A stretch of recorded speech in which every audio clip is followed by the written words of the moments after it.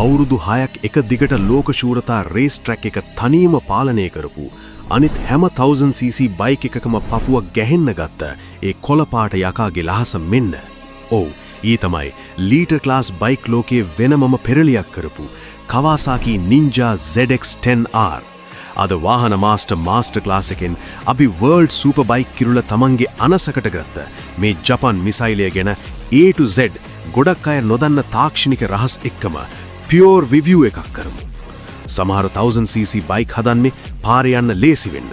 තවත් ඒවා හදන්නේ ලස්සනට. හැබැයි Kawasakiලා ZX-10R එක හැදුවේ එකම එක අරමුණක් වෙනුවෙන්.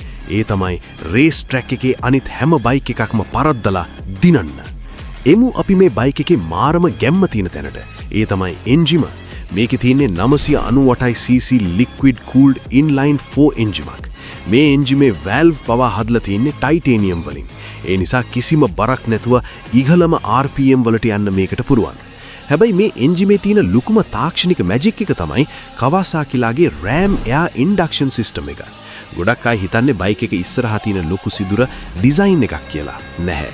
බයික් එක 200 km/h වගේ අධික වේගයකින් ඉස්සරහට යද්දී ඒ සිදුරෙන් මහා හුලං කන්දරාවක් පීඩනයකින් එහෙම නැත්නම් ඩයිනමික් ප්‍රෙෂර් එකකින් එන්ජිමේ එයාර් බොක්ස් එකට තල්ලු කරලා එයාර් ඩෙන්සිටි එක වැඩි කරනවා. මේක හරියට පොඩි සුපර් චාර්ජර් ඉෆෙක්ට් එකක් වගේ. මේ RAM air system එක නිසා සාමාන්‍යයෙන් අශ්වබල 203ක් දෙන ZX-10R එන්ජිම අධික වේගයේදී තවත් අශ්වබල 5ත් 10ත් අතර ප්‍රමාණයකින් පවර් එක වැඩි කරගන්නවා. අන්න ඒකයි ZX-10R එක টপ ස්පීඩ් යද්දී අල්ලන්න අමාරු. දැන් එමු ලෝකෙ පුරාම ZX-10R එක දෙන ගියපු භයානකම කතාවට. 2004-2005 කාලේ ආපු මුල්ම Gen 1 එක බයික් ලෝකයේ විඩෝ මේකර් වගේ භයානක රෙපියුටේෂන් එකක් හදාගත්තා. ඒ කාලේ මේ බයික් එකට ABS, traction control වගේ කිසිම ඉලෙක්ට්‍රොනික සපෝට් එකක් තිබුණේ නැහැ. වියලි බර කිලෝ 170යි. පවර් එක අශ්වබල 175යි. හැබැයි මේක පාලනය කරන්න අමාරු වුණේ පවර් එක නිසාම නෙවෙයි. මේකේ තිබුණු අතිශය දරුණු throttle response එකයි, aggressive geometry එකයි නිසා. throttle එක අල්ලපු ගමන් කිසිම සමාවක් නැතුව ඉස්සරහා රෝදේ අහසට ඉස්සුණා. අදටත් නියම පපුවේ හයිය තියෙන රයිඩර්ස්ලා හොයන්නේ අන්න ඒ Gen 1 බයික් එක තමයි.